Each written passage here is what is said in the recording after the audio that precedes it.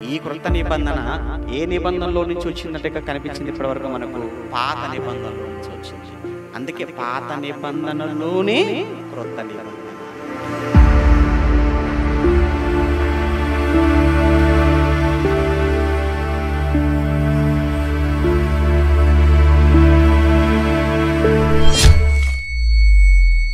ప్రభునందు ప్రియమైన దేవుని పిల్లలారా, దేవుని మహాకృపను బట్టి ఈ లేఖనాల పరిశోధన సదస్సులో ఈరోజు పాలిభాగస్థులవుతున్న దేవుని పిల్లలు, వాక్యపు ప్రియులైన మీ అందరికీ ప్రభువైన యేసుక్రీస్తు నామమున శుభములు పలుకుతూ, ప్రియులారా, పాత నిబంధనలో క్రొత్త నిబంధన అనే ఒక పాఠం మీరు చూశారు పత్రికలో.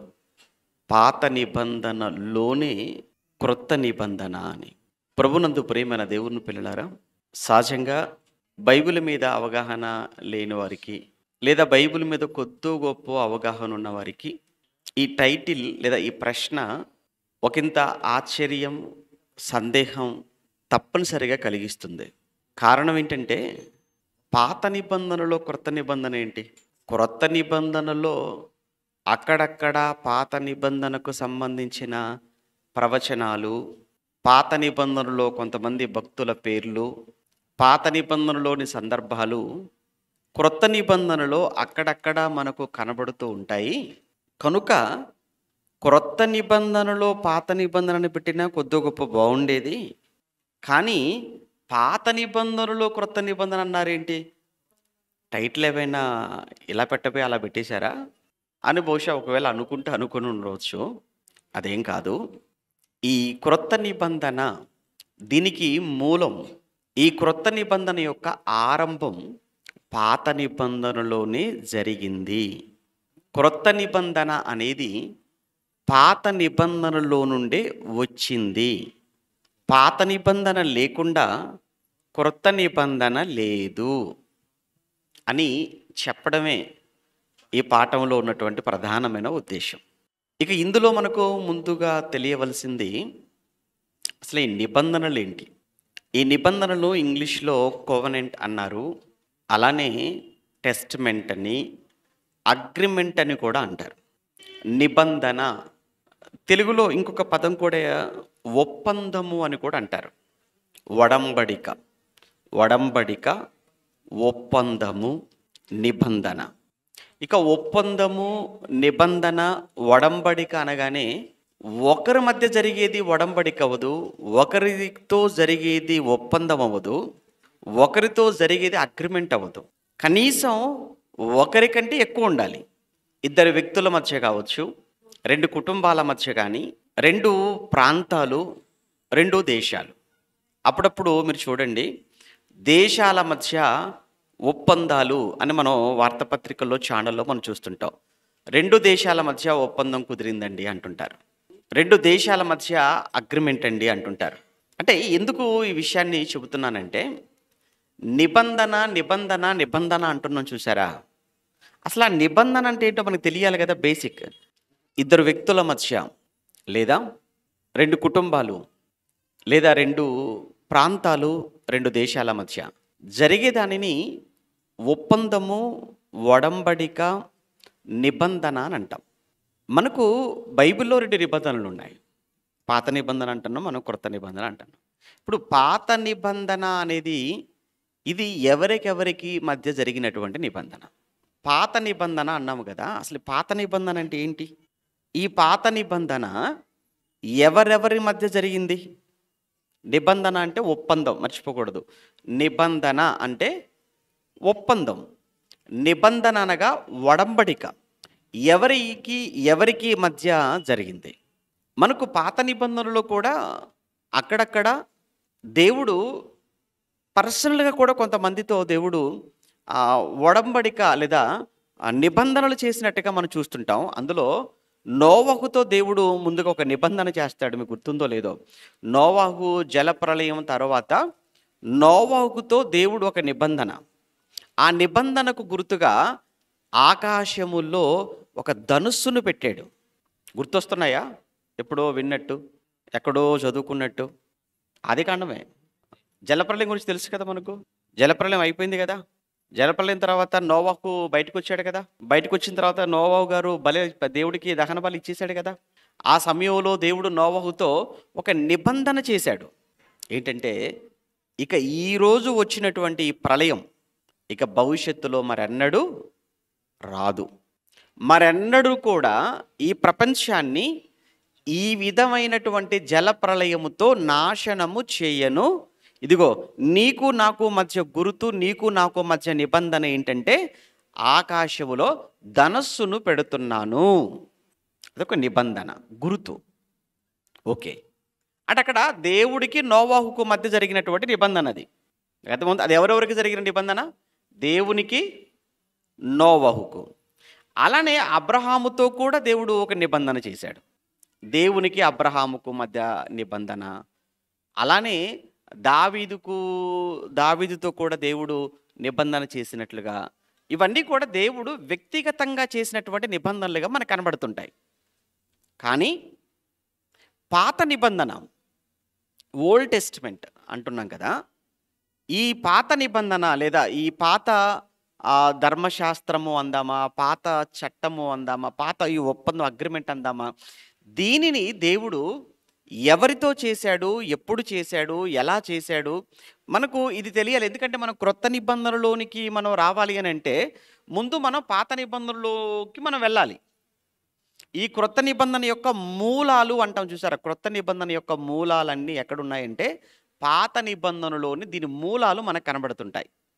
ఇంకా మీకు బాగా అర్థం కావాలంటే డైరెక్ట్గా ఒక మాట ఏంటంటే, ధర్మశాస్త్రం అనే దాని గురించి పౌలు గారు మాట్లాడుతూ ఇది రాబోవు వాటి యొక్క ఛాయ అంటాడు. గుర్తుందా? ఎక్కడైనా విన్నట్టుగా ఉంటే పర్వాలేదులేండి. ఇప్పుడు ఎక్కడుందో నేనేం అడగను మిమ్మల్ని. ధర్మశాస్త్రము అనేది ఇది రాబోవు వాటి యొక్క ఏమంటాడు? ఛాయ, నీడ అన్నాడు. అంటే ఈ క్రొత్త నిబంధన, రాబోతున్నటువంటి నిబంధన, క్రీస్తు కూడా ఛాయ అంటాడు. క్రీస్తు కూడా ఛాయగా ఉన్నాడు. ఎక్కడున్నాడు ఆయన? పాత నిబంధనలో ఉన్నాడు. అలానే ఈ క్రొత్త నిబంధన అంతా కూడా ఎందులో ఉంది అని అంటే ఛాయారూపకంగా పాత నిబంధనలోనే ఉంది.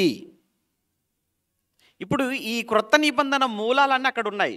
మీకు ఇవన్నీ కూడా మీకు కొంచెం అర్థం చేసుకోవడం కొంచెం కష్టం అని అనుకుంటే, మీకు బాగా తెలిసినటువంటి ఎగ్జాంపుల్స్ ఏంటంటే, మీరు ఏదైనా ఒక బైక్ మీరు కొన్నారు అనుకోండి, అది కూడా కొత్తది కాకుండా సెకండ్స్లో కొన్నారు. మీరు బైక్ ఎవరి దగ్గరైనా మీరు సెకండ్స్లో కొంటున్నప్పుడు బైక్ మీరు ఎవరి పేరు మీద ఉందని మీరు అడుగుతారు. ఏమండి, ముందు ఎవరి పేరు మీద ఒకరి పేరు, మీరు ఎవరి దగ్గర నుంచి అయితే కొంటున్నారో వాళ్ళ పేరు మీద ఉంటుంది. ఆ తర్వాత మీరు వారి పేరు పై నుంచి మళ్ళీ మీ పేరు మీదకి దాన్ని మీరు మార్చేసుకుంటారు. అది రిజిస్ట్రేషన్గా మీ పేరు మీదకి వచ్చేస్తుంది. ఒరిజినల్గా ఇది మీది కాదు. ముందు ఎవరిది? ఇది మరొకరిది. ఇది ఒరిజినల్గా ముందు మరొకరిది. వారి దగ్గర నుంచి మీరు కొన్నారు, ఇప్పుడు మీదయింది.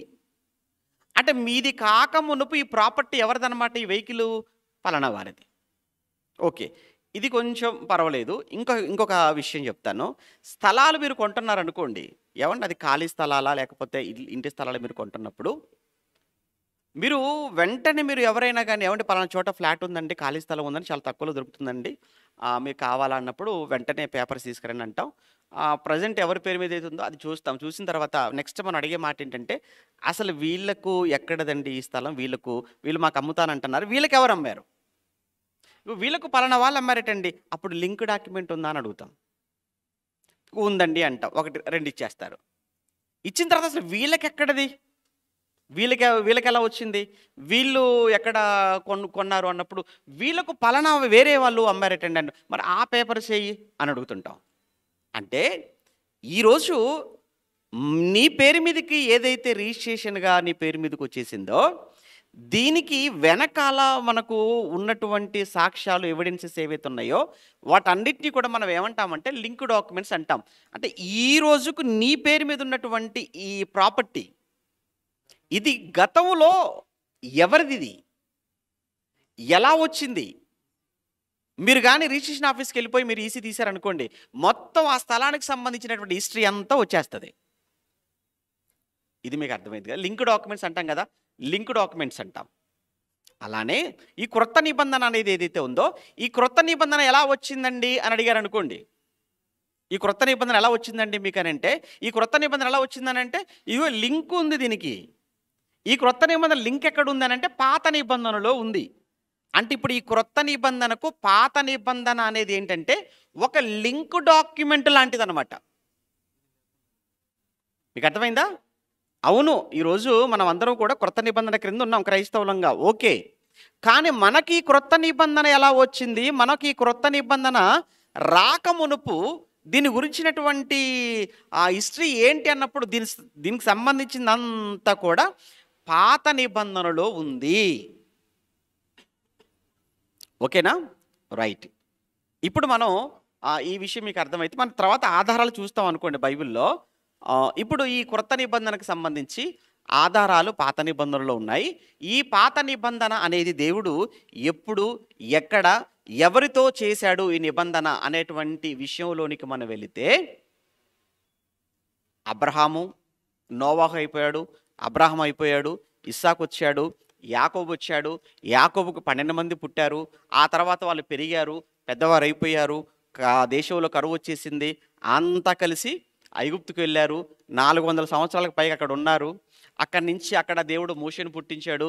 మోషే ద్వారా వాళ్ళందరినీ ఎక్కడికి నడిపిస్తున్నాడు? ఇప్పుడు కనానుకు నడిపిస్తున్నాడు. ఎందుకు కనానుకు నడిపిస్తున్నాడు అంటే వాళ్ళ ప్రాపర్ ఇది కాదు, ఐగుప్తు కాదు వాళ్ళ ప్రాపర్. ఒకటి. రెండవ విషయం ఏంటంటే దేవుడు ఒకప్పుడు అబ్రహాము, వారి పితరుడైనటువంటి అబ్రహాముతో దేవుడు ముందుగానే వాగ్దానం చేశాడు. అబ్రహాము, నీ 4వ తరం మరల ఇక్కడికి వస్తుంది. నీ 4వ తరానికి ఈ పాలస్తీనా భూభాగం అంతటిని నేను వారికి ఇస్తాను అని వాగ్దానం చేశాడు. కనుక అబ్రహాముకు దేవుడు చేసిన వాగ్దానమును బట్టి, అలానే వారంతా కూడా ఇప్పుడు తాత ఆస్తి వారసత్వంగా ఎవరికి రావాలంటే ఆ తర్వాత వచ్చేవారికే రావాలి న్యాయంగా. కనుక అబ్రహాముకు దేవుడిచ్చాడు పాలస్తీనా. అబ్రహాముకి ఇచ్చినటువంటి పాలస్తీనా ఆ తర్వాత ఇస్సాకు అనుభవించాడు, తర్వాత యాకోబు అనుభవించాడు. ఆ తర్వాత పరిస్థితులు బాగోలేక వాళ్ళంతా ఎక్కడికి వెళ్ళిపోయారు? ఐగుప్తుకు వెళ్ళారు. అక్కడ 100 సంవత్సరాల పాటు ఉన్నారు. మరలా దేవుడు వారందరినీ కూడా విడిపించి ఇప్పుడు మోషే గారి నాయకత్వంలో ఐగుప్తు నుంచి కనానుకు బయలుదేరారు. అరణ్య మార్గంలో ఉన్నారు. సీనాయి కొండ దగ్గరకు వచ్చారు. ఇప్పుడు మనంతా ఎక్కడికి వచ్చేసాం? మనం కాదు, వాళ్ళందరూ ఎక్కడికి వచ్చారు? ఇప్పుడు సీనాయి కొండ దగ్గరికి వచ్చేసారు. రైట్. ఇప్పుడు సీనాయి కొండ దగ్గరికి రాగానే మోషేను పైకి రమ్మన్నాడు, కొండపైకి రమ్మన్నాడు. దేవుడు అతనితో మాట్లాడాడు. దేవుడు అతనికి ఆజ్ఞలు ఇచ్చాడు. ఈ ఆజ్ఞలను ఇప్పుడు మోషే దిగి వచ్చి ఇశ్రాయేలీలకు చదివి వినిపిస్తున్నాడు.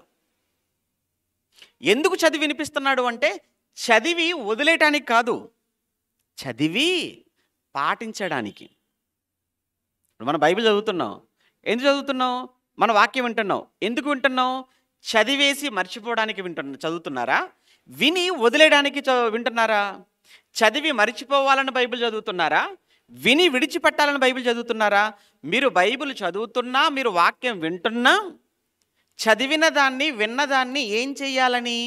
పాటించాలన్న ఉద్దేశమే కదా. ఆ రోజు కూడా దేవుడు మోషేకి ఇచ్చినటువంటి ఆ ధర్మశాస్త్రం, దానిని ఇప్పుడు మోషే చదివి వినిపిస్తున్నాడు. దానికి ప్రజలందరూ కూడా ఏమంటున్నారో, దేవుడు కూడా అవి ఎందుకు చదివి వినిపించమని చెప్పాడో అది మనకు అక్కడ ఆ సందర్భం మనకు అర్థమైతే నిబంధన అనే మాటకు మనకు ఏమంటే అర్థం దొరికిపోతుంది అక్కడ. ఇప్పుడు అక్కడికి వెళ్ళిపోదాం. ముందుగా 19వ అధ్యాయం చూద్దాం. నిర్గమాకాండం 19వ అధ్యాయం. నిర్గమాకాండం 19వ అధ్యాయం 5-6 వచనాలు. నిర్గమాకాండం 19వ అధ్యాయం 5-6 వచనాలలో, కాగా మీరు నా మాట శ్రద్ధగా విని నా నిబంధనను అనుసరించి నడిచిన ఎడలా. ఆ మాట చూడండి. మీరు నా మాట విని, ఇశ్రాయేలీలారా, మీరు నా మాట విని నా నిబంధనను, అంటే షరతులు. నిబంధన అనే మాటకి ఇంకొక అర్థం కూడా మనం ఏమనుకోవచ్చు అంటే షరతులు. వాటిని మీరు అనుసరించి నడిచిన ఎడల, మీరు అసలు చుట్టూ ఉన్నటువంటి సమస్త దేశ జనులలో కూడా మీరు నాకు స్వకీయ సంపాద్యమగుదురు, సమస్త భూమి నాదే కదా, మీరు నాకు యాజక రూపమైన రాజ్యముగాను పరిశుద్ధమైన జనముగాను ఉందురు అని చెప్పు మోషే వారి దగ్గరికి వెళ్ళి అన్నాడు. అంటే మీరు నా సొంత వారవుతారు ఎప్పుడు? నా నిబంధనను మీరు అనుసరించినప్పుడు, నా మాట మీరు విన్నప్పుడు మీరు నా సొంత వారుగా మీరు మారుతారు.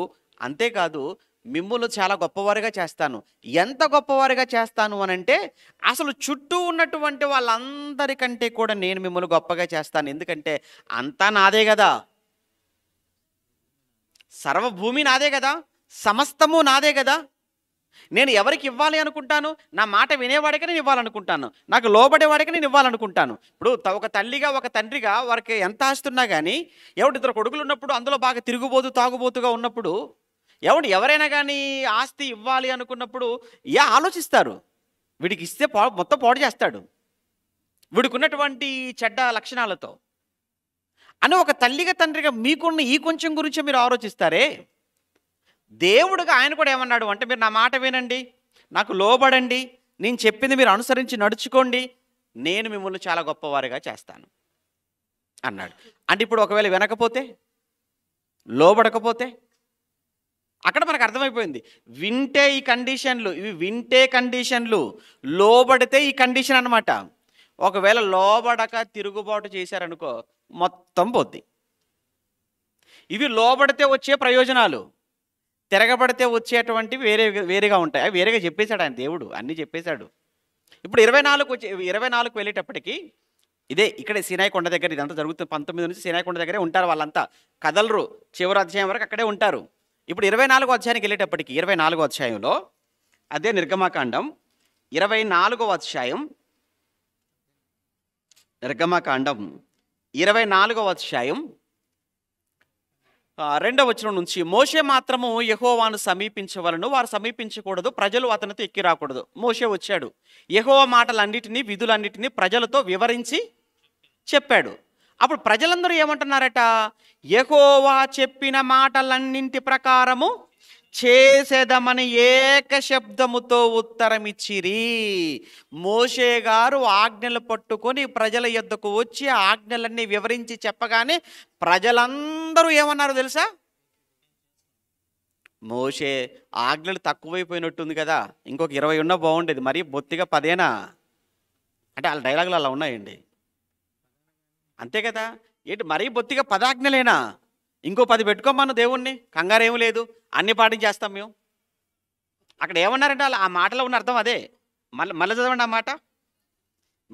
ఆ మాట, ఏమంటున్నారంటే ప్రజలందరూ, చూసారా, మళ్ళీ ప్రజలందరూ యెహోవా మాటలన్నిటి ప్రకారము చేసేదమని ఏక శబ్దముతో. ఎంతమంది ఉంటారండి బాబు అక్కడ? సుమారుగానండి ఒక 20 నుంచి 30 లక్షల మంది ఉంటారండి.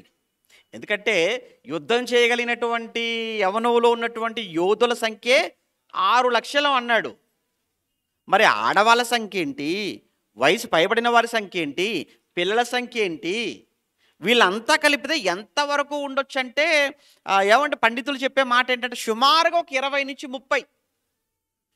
ఏంటి 20 నుంచి 30 లక్షల మంది అందరికీ మోషే గారు దేవుని ఆజ్ఞలన్నీ వివరించగానే అందరూ ఏక శబ్దంతో చెప్పిన మాట ఏంటంటే, దేవుడు ఏదైతే చెప్పమన్నాడో మోషే వాటన్నిటి ప్రకారంగా అని ఏక శబ్దంతో చెప్పారట. గట్టి ఎలా చెప్పుంటారో ఒకసారి. 30 లక్షల మంది ఒకేసారి మాట్లాడితే ఎంత శబ్దం రావాలండి? మేము పాటిస్తాం, మేము చేస్తాం, మేము లోబడతాం, మేము విధేయులంగా ఉంటాం అన్నారట. అనగానే ఎలా ఉంటుంది చెప్పండి, మోషే గారికి కూడా ఎలా ఉంటుంది చెప్పండి.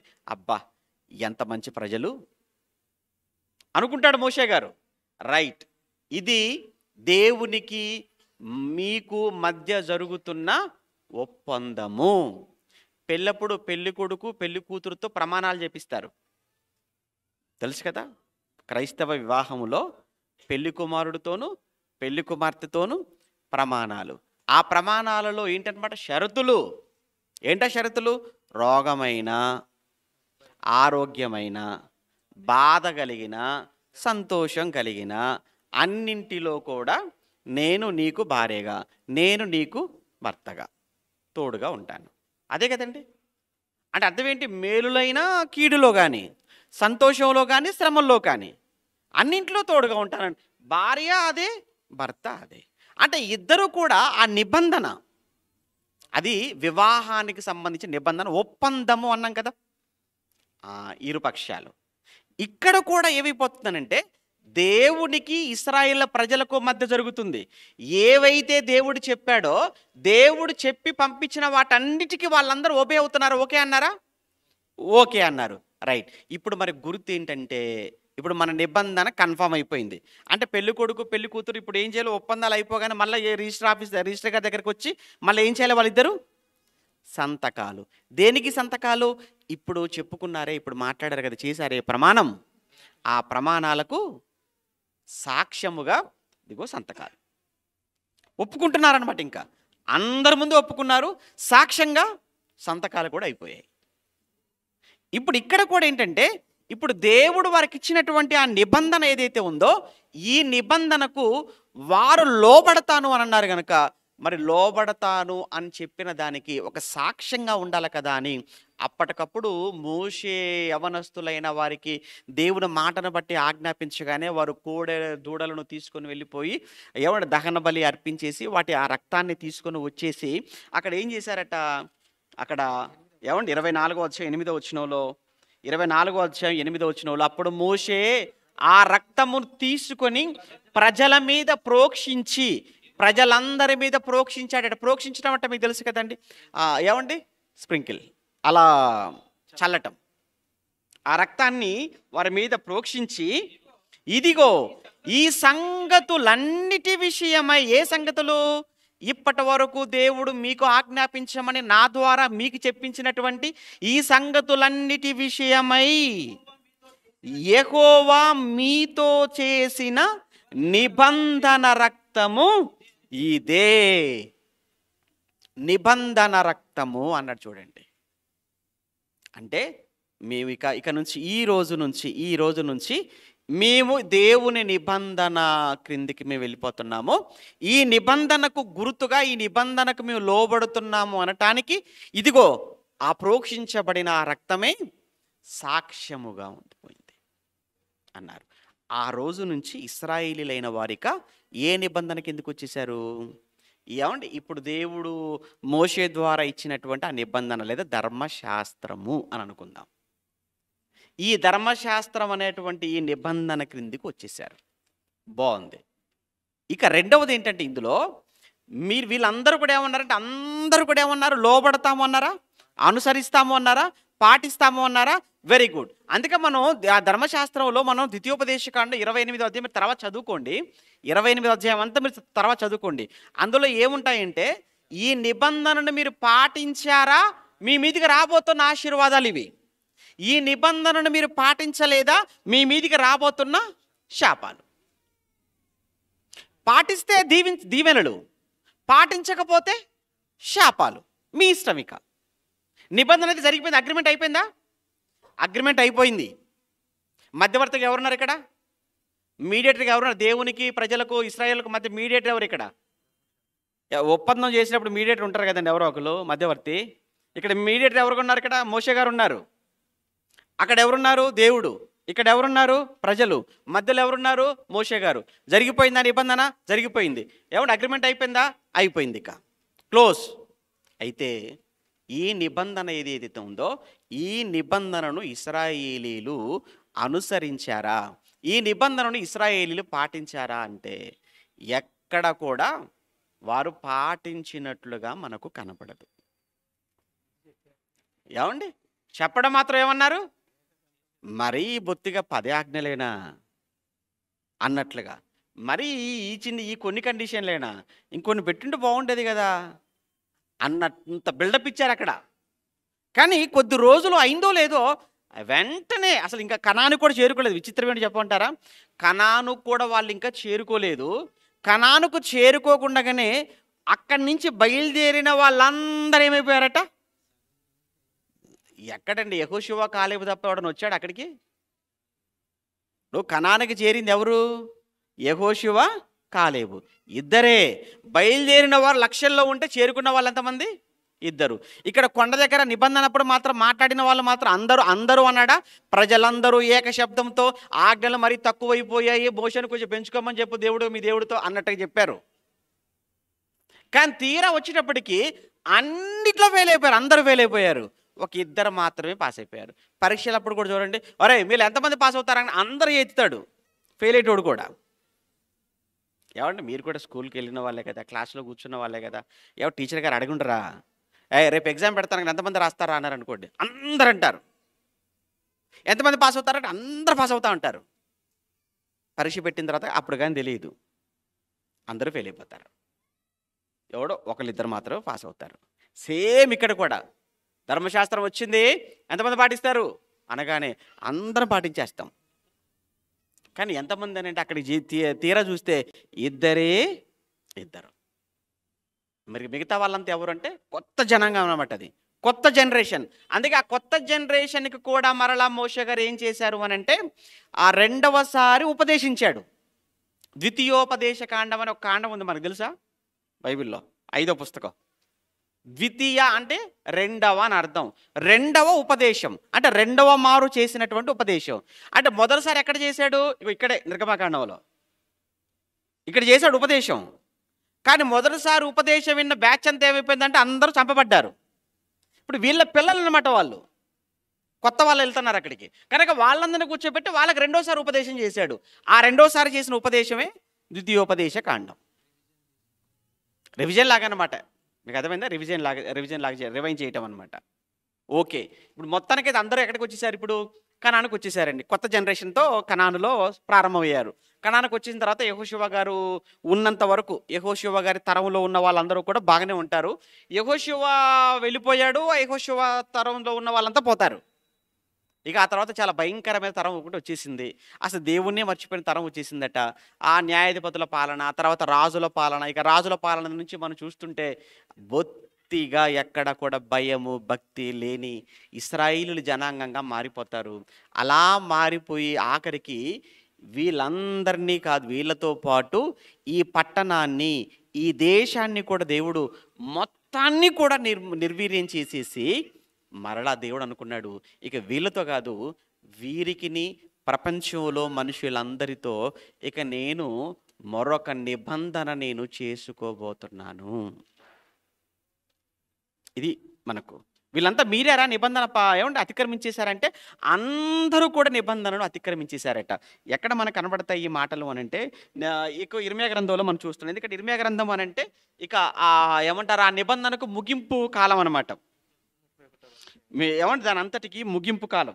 వీళ్ళు నిబంధనని మీరారు, ఫెయిల్ అయిపోయారు, ఈ నిబంధనలు ఫెయిల్ అయిపోయారు అని చెప్పడానికి ఇర్మియా గ్రంథం 11వ అధ్యాయం త్వరగా ఇర్మియా గ్రంథం 11వ అధ్యాయం 6, 7, 8 వచనాలను మనం చూస్తుంటే, ఇర్మియా గ్రంథం 11వ అధ్యాయం 6, 7, 8 వచనాలలో యెహోవా నాతో అనగా ఇర్మియానైన నాతో సెలవిచ్చినది ఏమనగా, నీవు యూదా పట్టణములలోను యెరూషలేము వీధులలోను ఈ మాటలన్నిటినీ ప్రకటించు. మీరు ఈ నిబంధన వాక్యములను విని వాటిని అనుసరించి నడుచుకొనుడి. ఐగుప్తులో నుండి మీ పితరులు రప్పించిన దినము మొదలుకొని నేటి వరకు నేను గట్టిగాను ఖండితముగానే చెప్పుచూ వచ్చాను. నా మాట వినుడి అని పెందలకడ లేచి చెప్పుచూ వచ్చాను. అయినను వారు తమ దుష్ట హృదయములలో పుట్టు మూర్ఖత చొప్పున నడుచుచూ బాగా వినిరి అని లేదు అక్కడ. నడుచుచూ బొత్తిగా వినకపోయిరి, చెవి యొగ్గిన వారు కాకపోయిరి. వారు అనుసరింపవలనని నేను వారికి ఆజ్ఞాపించిన ఈ నిబంధన మాటలన్నిటినీ అనుసరించి బహుగా నడుచుకొనిరి అని లేదు. వారు అనుసరించి నడవలేదు గనుక నేను ఆ నిబంధనలోని వాటన్నిటినీ అమ్మయ్య అంటే మొత్తానికి ఆ మాటలో మనకి ఏం అర్థమైంది? మొత్తానికి నిబంధనలో ఉన్న మాటలను వాళ్ళు అనుసరించలేదు కనుక మరి ఏం చేయాలి? ఇప్పుడు అగ్రిమెంట్లో వాళ్ళు ఏమైపోయి తప్పిపోయారు. మీకు తెలుసు కదండి, ఇప్పుడు అగ్రిమెంటులో ఏ ఒక్కరు వాళ్ళు దాన్ని తప్పిపోయినా కానీ అగ్రిమెంట్ తీసేయాల్సింది, చెల్లదు ఇంకా అది. ఆ అగ్రిమెంట్ను ఎవరు దాన్ని సరిగా ఫుల్ఫిల్ చేయకపోయినా అంతే, ఇంకా వారికి శిక్షలోకి వెళ్ళిపోవాల్సిందే కదా, ఎవరు తప్పు ఉంటే వాళ్ళది. కనుక ఇక్కడ కూడా ఏం జరిగిందంటే, ఇప్పుడు ఇశ్రాయేలీలైన వారు కంప్లీట్గా అగ్రిమెంట్ నుంచి, ఆ నిబంధన నుంచి బయటికి వెళ్ళిపోతున్నారు. వారు పాటించలేదు, దేవునికి లోబడలేదు. కనుక కండిషన్ ఏంటంటే, ఎవరైనా కానీ అగ్రిమెంట్ మీరితే వాళ్ళ మీదికి ముందే చెప్పాడు కదా దేవుడు, మీరినటువంటి మీ మీదికి శిక్షను నేను రప్పిస్తాను అన్నాడు. అన్నట్టుగానే యూదులైన వారు, ఇశ్రాయేలీలు, వాళ్ళని ముందుగానే అష్షూరు చెరలోనికి పంపించేశాడు. వీళ్ళను బబులోను చెరలోనికి అప్పగించబోతున్నాడు ఇప్పుడు. ఓకేనా, వీళ్ళని అప్పగించబోతున్నాడు. వీళ్ళు మీరారు అని చెప్పడానికి బోల్డ్ రెఫరెన్స్లు ఉన్నాయి, చాలా ఉంటాయి. ఇర్మియా గ్రంథం అంతా కూడా అవే మాటలు. మీరు మాట వినటం లేదు, మీరు లోబట్టం లేదు, మీరు తిరగబడుతున్నారు, దేవుడు చాలామంది మీ దగ్గర పంపించేశాడు, మీరు ఎవరి మాట వినలేదు, ఏదో విన్నట్టుగా బాగా యాక్ట్ చేశారు. ఏమంటే ఆ విన్నప్పుడు చెప్పినప్పుడు మాత్రం తలూపారు, కొంతమంది చెబుతున్నప్పుడు రాళ్ళతో కూడా కొట్టేశారు, చెబుతున్నప్పుడే మీరు చాలా ఎగతాళి చేశారు, చెప్పినప్పుడే మీరు చాలామంది చంపేశారు కూడా మీరు. కనుక ఇవన్నీ కూడా ఏంటంటే, మీరు నిబంధన మీరేశారు. కనుక దేవుడు మీ మీదికి, ఆ దేవుడు చెప్పినటువంటి ఆ తెగులు ఖచ్చితంగా ఆ కీడు రప్పిస్తాడు. మరి రప్పించేసి ఇప్పుడు ఏం చేయాలనుకుంటున్నాడు అని దేవుడు అని ఆలోచిస్తే, అప్పుడు వారితో చెప్పాడు, ఇక నేను మిమ్మును శిక్షకు అప్పగిస్తూ నేనిక సమస్త ప్రజల దగ్గరికి వెళ్ళిపోతున్నాను. ఈ సమస్త ప్రజలతో నేను ఒక నిబంధన చేయబోతున్నాను అని ఇదే ఇర్మియా గ్రంథంలో మాట్లాడతాడు. అదే ఇర్మియా గ్రంథం 31వ అధ్యాయం. ఇర్మియా గ్రంథం 31వ అధ్యాయం. ఇర్మియా గ్రంథం 31వ అధ్యాయం 31వ వచనం నుంచి. ఇర్మియా గ్రంథం 31వ అధ్యాయం 31వ వచనం నుంచి చూడండి. ఇదిగో నేను ఇశ్రాయేలు వారితోనూ యూదా వారితోనూ క్రొత్త నిబంధన చేయు దినములు వచ్చుచున్నవి అన్నాడు. క్రొత్త అన్నాడు అనంటే మనకు అర్థమైపోతుంది పాతది కూడా ఒకటి ఉందని. ఇప్పుడు దానికి పాత నిబంధన అనే పేరు ఎందుకు పెట్టారంటే, ఇది క్రొత్తది వచ్చింది కాబట్టి అదేమైపోయింది, పాతదైపోయింది. ఇప్పుడు మీ దగ్గర 500 రూపాయల కాగితాలు పాతవి మీ దగ్గర ఉన్నాయి అనుకోండి. పాతవి 500 ఉన్నాయి, కొత్త 500 ఉన్నాయి. ఇప్పుడు పాత 500 రూపాయలు అది పాతని ఎందుకన్నారు, ఇప్పుడు కొత్తది వచ్చింది కాబట్టి. కొత్తది వచ్చింది కనుక పాత 500 అన్నారు. ఆ పాత 500 దేనికని చెల్లుతుందా ఇప్పుడు? అది చెల్లదు. నీ దగ్గర ఉంటే ఉండొచ్చు, కానీ ఉపయోగం లేదు. ఇక్కడ ఏంటంటే, అంటే క్రొత్తది అని అన్నాము అని అంటే దాని అర్థం ఏంటంటే, వెంటనే అంతకు ముందు ఉన్నది ఏమైపోయింది, అది పాతది. అంటే పాతది కూడా ఉంది, క్రొత్తది అన్నామంటే పాతది కూడా ఉందని అర్థం. ఇక్కడ క్రొత్త దినములు అన్నాడు చూసారా, క్రొత్త నిబంధన చేయు దినములు వచ్చుచున్నవి అన్నాడు. చూద్దాం ఆ తర్వాత మాటలో. క్రొత్త నిబంధన చేయి దినములు వచ్చుచున్నవి, ఇదే యెహోవా వాక్కు. అది ఐగుప్తులో నుండి వారిని రప్పించుటకై నేను వారిని చెయ్యి పట్టుకొనిన దినమున వారి పితరులతో నేను చేసినటువంటి నిబంధన వంటిది కాదు. ఆ నిబంధనలో చాలా చాలా విషయాలు ఉన్నాయండి. ఆ నిబంధనలో ఏం విషయాలు ఉన్నాయంటే, అబ్బో గుడారం అంటాడు, పాత్రలు అంటాడు, బలులు అంటాడు, యాజకులు అంటారు, ప్రోక్షణ అంటాడు, రక్తం అంటాడు. మీకు తెలుసు కదా పాత నిబంధనలో అవన్నీ ఉన్నాయి. కానీ ఇప్పుడు నేను చేసేటువంటి క్రొత్త నిబంధన ఏదైతే ఉందో, ఈ క్రొత్త నిబంధన పాత నిబంధన వంటి నిబంధన కాదు. కానీ పాత నిబంధనలోనే ఒక విషయం అయితే దేవుడు చాలా క్లియర్గా చెప్పాడు. ఏమని చెప్పాడు? అప్పటికే వాళ్ళకు క్రొత్త నిబంధన తీసుకొని రాబోతున్నాను, క్రొత్త నిబంధన చేసే దినాలు రాబోతున్నాయి. ఎవరితో? యూదా వారితోనూ, తర్వాత మాటల్లో యూదా వారితోనూ, ఇశ్రాయేలు ఇంటి వారితోనూ. ఇంకా కిందికి వెళ్ళేటప్పటికి ఏమన్నాడు? 32, 33 వచనాలలో. అలానే మరి చదువు కిందికి వెళ్తే, ఈ దినములైన తర్వాత నేను ఇశ్రాయేలు వారితోనూ యూదా వారితోనూ చేయబోవు నిబంధన ఇదే. వారి మనస్సులలో ధర్మ విధులను ఉంచెదను, వారి హృదయము మీద దానిని వ్రాసెదను. యెహోవా వాక్కు ఇదే. నేను వారికి దేవుడనైందును, వారు నాకు జనులగుదురు. వారు మరి ఎన్నడును యెహోవాను గూర్చి బోధ నొందుదుము అని తమ పొరుగు వారికిని తమ సహోదరులకు గాని ఉపదేశము చేయరు. నేను వారి దోషములను క్షమించి వారి పాపములు ఇక ఎన్నడను జ్ఞాపకము చేసుకొనడు గనుక అల్పులేమి గనులేమి అందరూ నన్ను ఎరుగుదురు. ఇప్పుడు నేను మీకు మాత్రమే ఇప్పుడు, కానీ క్రొత్త నిబంధన చేసేటువంటి దినాలు రాబోతున్నాయి. ఆ క్రొత్త నిబంధన చేసేటువంటి ఆ దినాలలో ఇక నేను అందరి వాడుగా నేను ఉంటాను. అందరి కోసం చేయబోతున్నాను ఆ నిబంధన. ఇది మీకోసం చేసింది, కానీ అది అందరి కొరకు చేయబోతున్నాను ఆ నిబంధన అని క్రొత్త నిబంధనకు పునాది, క్రొత్త నిబంధనకు ఒక బీజం ఈ పాత నిబంధనలో ఇర్మియా గారి ద్వారానే దేవుడు వేసినట్లు ఇక్కడ మనకు కనబడుతుంది.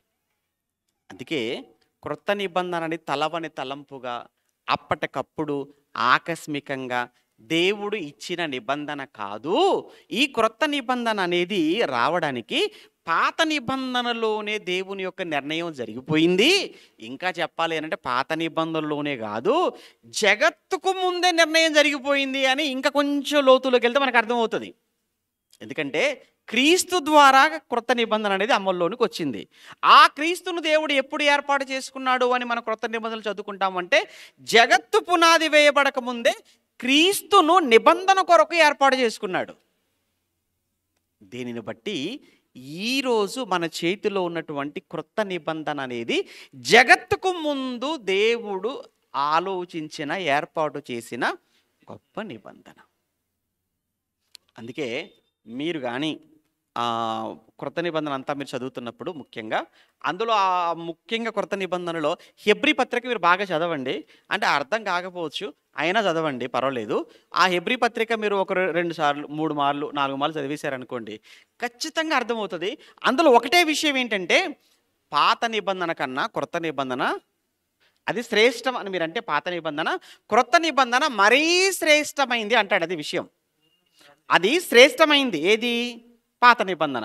క్రొత్త నిబంధన సంగతి ఏంటంటారా? ఇది మరీ శ్రేష్టమైంది. అది గొప్పది అంటే ఇది దానికంటే గొప్పది. అది ఏమంటే ఆ మాటల్లో ఉన్న అర్థం అనమాట, అది భావం. అది ఇదిగో అక్కడ యాజకులు ఉన్నారు, ఇక్కడ శ్రేష్టమైన అంతకంటే గొప్పవాడైనటువంటి ప్రధాన యాజకుడు యేసుక్రీస్తు మనకున్నాడు. అక్కడ యాజకుడు గొప్పవాడు, ఇక్కడ యేసుక్రీస్తు గొప్పవాడు, ఎందుకంటే ఆయన కూడా యాజకుడే. అక్కడ బలులు ఏవైతే ఉన్నావో వాటికంటే కూడా శ్రేష్టమైనటువంటి బలి దేవుడు క్రీస్తు ద్వారా మనకు ఆయన అర్పించేశాడు. అంటే ఏదైనా కానీ పాత నిబంధనలో ఉన్నది శ్రేష్టమైనది అనేటువంటిది మీరు అనుకుంటే క్రొత్త నిబంధనలో ఉన్నది దానికంటే కూడా మరీ శ్రేష్టమైన. అందుకే మీకు ఈ హెబ్రీ పత్రికలోనండి మరీ శ్రేష్టమైన, మరీ శ్రేష్టమైన, మరీ శ్రేష్టమైన ఈ మాటలు మీరు హెబ్రీ పత్రిక చదువుకున్న వాళ్ళు ఎవరైనా ఉంటే నేను చెప్పిన ఈ మాట ప్రతి అధ్యాయంలో సుమారుగా ప్రతి మారు అదే కనబడుతుంటుంది. మరి శ్రేష్టమైన, మరి శ్రేష్టమైన, మరి శ్రేష్టమైన అంటాడు. అంటే క్రొత్త నిబంధన క్రిందికి వచ్చిన యేసు ప్రభుల వారి దగ్గరకు వచ్చిన, శిలువ దగ్గరకు వచ్చిన, సంఘంలోనికి వచ్చిన మనమందరము కూడా చాలా చాలా ధన్యులము పాత నిబంధనలో ఉన్న వారి కంటే అని చెప్పడమే ఈ హెబ్రీ గ్రంథకర్త యొక్క ముఖ్యమైన ఉద్దేశంగా కనబడుతుంది. ఓకే, మన పాఠం ఏంటంటేనండి క్రొత్త నిబంధన, పాత నిబంధనలోనే క్రొత్త నిబంధన అనగా పాత నిబంధనలోనే ఈ క్రొత్త నిబంధనకు సంబంధించిన నమూనా లేదా ఈ క్రొత్త నిబంధనకు సంబంధించిన మూలం, ఈ క్రొత్త నిబంధనకు సంబంధించినటువంటి ఆలోచన పాత నిబంధనలోనే మనం చూస్తుంటాము. అది ఇర్మియా గ్రంథంలో ఇప్పటి వరకు మనం చదువుకున్న మాట. ఇది నెరవేరిందా? ఇది ఒక ప్రాఫెసీగా, ఇది ఒక ప్రవచనంగా ఉంది కదా, ఇది నెరవేరిందా అనంటే నెరవేరినట్లుగా ఇక్కడ హెబ్రీ పత్రికలోనే పౌలు గారు జ్ఞాపకం చేస్తూ ఉంటారు. ఒకసారి ఆ మాట మనం చూసుకొని ఈ పాఠానికి మనం ఫుల్ స్టాప్ పెట్టేద్దాం. ఎందుకంటే ఇది చాలా పెద్ద పాఠం, మీకు చాలా చాలా కుదించి మాట్లాడవలసిన పరిస్థితి. ఎందుకంటే బలుల గురించి చెప్పాలి, నిబంధనల గురించి ఇంకా కొంచెం చాలా క్లారిటీగా మీకు చెప్పాలి, దానికంటే ఎందుకు గొప్పదో చెప్పాలి. ఇదంతా చాలా లెంతీగా ఉంటుంది కనుక ఒకటే, పాత నిబంధనలోనే క్రొత్త నిబంధనకు పునాది ఉంది. పాత నిబంధనలోనే క్రొత్త నిబంధన గురించి దేవుడు ముందే చెప్పేశాడు. అక్కడ చెప్పాడు, ఇక్కడ అమలు చేశాడు. అక్కడ చెప్పాడు, ఇక్కడ ఏర్పాటు చేశాడు. అంతే, అంతవరకు మాత్రమే మనసులో పెట్టుకోండి. రైట్, ఇప్పుడు హెబ్రీ పత్రికకు వచ్చేద్దాం. 8వ అధ్యాయం హెబ్రీ పత్రిక 8వ అధ్యాయం. హెబ్రీ పత్రిక 8వ అధ్యాయం 8 నుంచి చూడండి. హెబ్రీ పత్రిక 8వ అధ్యాయం 8వ వచనం నుంచి. ఆయన వారితో ఆక్షేపించి ఇలాగు చెప్పుచున్నాడు, ప్రభువు ఇట్లా నేను, ఇదిగో ఒక కాలము వచ్చుచున్నది, అప్పటిలో ఇశ్రాయేలు ఇంటి వారితో, అప్పటిలో అంటే ఏంటో చెప్తున్నాడు చూడండి. అప్పటిలో ఇశ్రాయేలు ఇంటి వారితోనూ యూదా ఇంటి వారితోనూ నేను క్రొత్త నిబంధన చేయుదును. ఇప్పుడే చదువుకున్నాం మనం ఇర్మీయా గ్రంథంలో. ఆ క్రొత్త నిబంధన చేయుదును, అది నేను ఐగుప్తు దేశములో నుండి వీరి పితరులను వెలుపలకు రప్పించుటకై వారిని చెయ్యి పట్టుకున్న దినమున వారితో నేను చేసిన నిబంధన వంటి నిబంధన కాదు అన్నాడు. తర్వాత అది ఏమనగా, వారు నా నిబంధనలో నిలవలేదు గనుక నేను వారిని అలక్ష్యము చేసి తినని ప్రభువు చెప్పుచున్నాడు. ఆ పాత నిబంధనలో వారు నిలవలేదు. ఎవరు నిలవలేదు? ఇశ్రాయేలీలైన వారు పాత నిబంధనలో నిలవలేదు గనుక నేను వారిని ప్రక్కన పెట్టేశాను అని ప్రభు చెప్పుచున్నాడు. ఆ దినములైన తర్వాత, అనగా వారి మీదకి రావాల్సిన శిక్షలన్నీ కూడా వచ్చేసిన తర్వాత, ఇదిగో ఇశ్రాయేలు ఇంటి వారితోనూ నేను చేయబోవు నిబంధన ఏంటంటే, వారి మనస్సుల్లో నా ధర్మ విధులు ఉంచేదను అన్నాడు. అప్పుడేమో పలకల మీద పెట్టాడు, ఇప్పుడేమో ఎక్కడ పెడతా అంటున్నాడు? ఇప్పుడు పలకల మీద కాదు ఈ క్రొత్త నిబంధన. అప్పుడు దేవుడు నిబంధన పలకల మీద రాసిచ్చాడు. ఇప్పుడు నిబంధన అనేది మనస్సులలో అన్నాడు. చూసారా? మనస్సులలో నా ధర్మ విధులను ఉంచేదను, వారి హృదయముల మీద వాటిని వ్రాయుదును అన్నాడు. ఎక్కడ రాస్తానన్నాడు? అప్పుడు రాతి పలకల మీద రాశాను, సిరాతో రాశాను, పలకల మీద రాశానేమో కానీ అప్పట్లో పాత నిబంధన. కానీ ఇప్పుడు మాత్రం నేను వారి హృదయముల మీద వాటిని వ్రాయుదును, నేను వారికి దేవుడనై ఉందును, వారు నాకు ప్రజలై ఉందురు. ఏమండి? అలా మాట్లాడుతూ చివరికి వచ్చేటప్పటికి అన్నాడు, ఇక వారి పాపములకి ఎన్నడను నేను జ్ఞాపకము చేసుకొనను అన్నాడు. అని అంటే ఇదిగో పాపక్షమాపణ ఉంటుంది. ఒకటి రాతి పలకల మీద కాదు, హృదయం అనేటువంటి మెత్తటి పలకల మీద నేను వాటిని ఉంచబోతున్నాను అన్నాడు. మరి ఇప్పుడు అక్కడ నిబంధన అనేది జరిగినప్పుడు ఆ నిబంధనకు గుర్తుగా ఏమన్నా ఆ రోజు దూడలను వధించేశారు, రక్తాన్ని తీసుకొచ్చేశారు.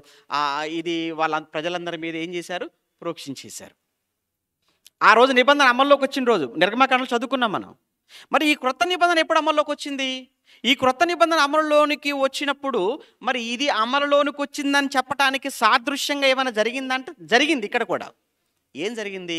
ఒక్కసారి యేసుక్రీస్తుల వారి దగ్గరికి వెళ్ళాం అనుకోండి. మత్తయి సువార్త మనం 26వ అధ్యాయం, మత్తయి సువార్త 26వ అధ్యాయం 26, 27, 28 వచనాలు. మత్తయి సువార్త 26, 26 నుంచి మనం చూస్తుంటే, అది యేసు ప్రభుల వారు చివరి రాత్రి భోజనం సంస్కారం అంటాం కదా, ఆయన అప్పగించబడే రోజు రాత్రి పూట ఆయన ఏం చేశాడు చూడండి. 26 నుంచి. యేసు ఒక రొట్టెను పట్టుకొని దానిని ఆశీర్వదించి విరిచి తన శిష్యులకిచ్చి, మీరు తీసుకొని తినుడి, ఇది నా శరీరము అని చెప్పాను. ఒక గిన్నె ఆయన పట్టుకొని కృతజ్ఞతాస్తుతులు చెల్లించి వారికిచ్చి, దీనిలోనిది మీరందరూ త్రాగండి, ఇది నా రక్తము, అనగా పాపక్షమాపణ నిమిత్తము అనేకుల కొరకు చిందించబడుతున్న నిబంధన రక్తము. ఎందుకు నిబంధన రక్తము అన్నాడు? నిబంధనకు రక్తానికి సంబంధం ఏంటి? ఒక్కసారి పాత నిబంధనను మీరు గుర్తు చేసుకోండి. ఆ నిబంధనను కూడా సీనాయి కొండ దగ్గర మోషే ఇచ్చినప్పుడు ఏమంటే అక్కడ పశువులను అక్కడ వధించినట్లు, ఆ రక్తాన్ని తీసుకొని వచ్చి ప్రజల మీద ప్రోక్షించినట్లు, ఆ రోజు నుంచి నిబంధన అనేది అమలులోనికి వచ్చినట్లు ఆ రోజు 24వ అధ్యాయంలో మనం చదువుకున్నామే. అనగా నిబంధనకు రక్తానికి సంబంధం. ఇప్పుడు ఇక్కడ కూడా క్రొత్త నిబంధన అనేది దేవుడు ఇవ్వాలి అనుకున్నప్పుడు క్రొత్త నిబంధనను కూడా దేవుడు ఎలా బలితో, రక్తముతో ఈ క్రొత్త నిబంధనను దేవుడు చేయాలి. కనుక ఇక్కడ కూడా యేసుక్రీస్తుల వారు ఆయన చూపించి ఇది నా రక్తము అన్నాడు.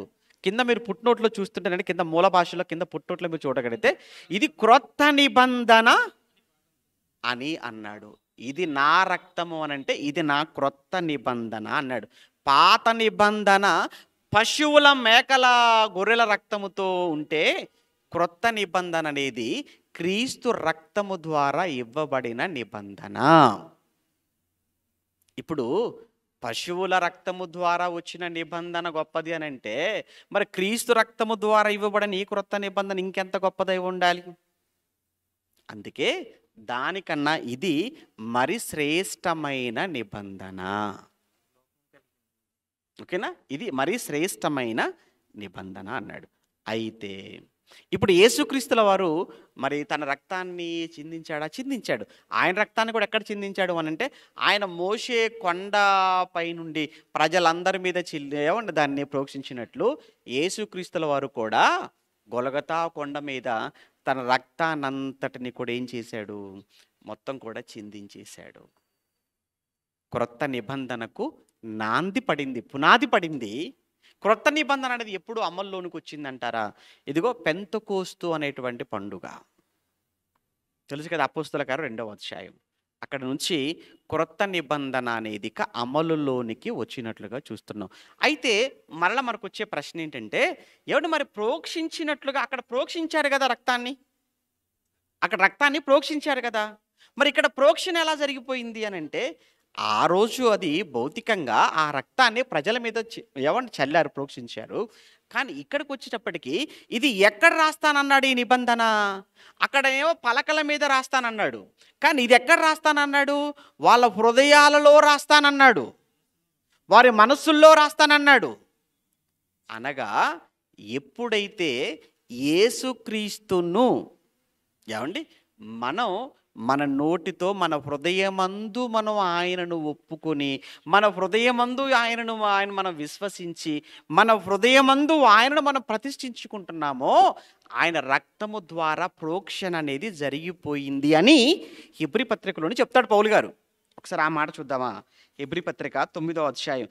కొంచెం కష్టంగానే ఉంటుంది కానీ తప్పదు. ఏమండి, హెబ్రీ పత్రిక 9వ అధ్యాయం. హెబ్రీ పత్రిక 9:14లో నిత్యుడగు ఆత్మ ద్వారా తన్ను తాను దేవునికి నిర్దోషినిగా అర్పించుకొనిన క్రీస్తు యొక్క రక్తము నిర్జీవ క్రియలను విడిచి జీవము గల దేవుని సేవించుటకు మీ మనస్సాక్షి లేదా మన మనస్సాక్షిని ఎంతో ఎక్కువగా శుద్ధి చేయును అన్నాడు. అంటే క్రీస్తు రక్తం దేన్ని శుద్ధి చేస్తుంది అన్నాడు?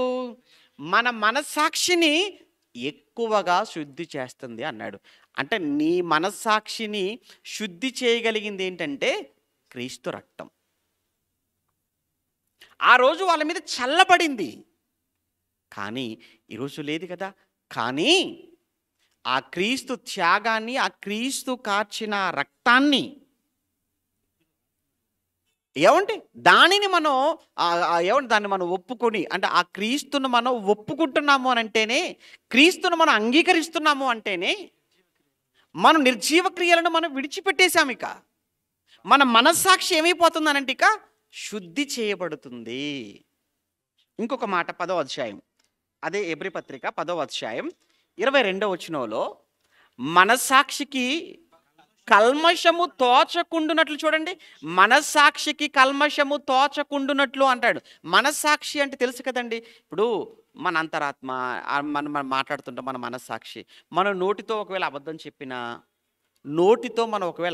చెప్పినా లోపల మన మనస్సాక్షి అనేది ఒకటి ఉంటుంది, అది మనల్ని గద్దిస్తూ ఉంటుంది, హెచ్చరిస్తూ ఉంటుంది. అయితే లోనున్నటువంటి ఆ మనస్సాక్షికి కల్మషము అనేది తోచకుండునట్లు ప్రోక్షింపబడిన హృదయములు గలవారమును అన్నట్టు. చూసారు, ఏం ప్రోక్షించబడింది? అదేనండి, క్రీస్తు యొక్క రక్తము నీ హృదయములు. ఎందుకంటే హృదయంలో అని ఎందుకంటేనండి, అసలు ఉన్నదంతా అక్కడే కదా. ఎవరు ఉన్న పాపమంతా, ఉన్న చెడంతా ఎక్కడుంది?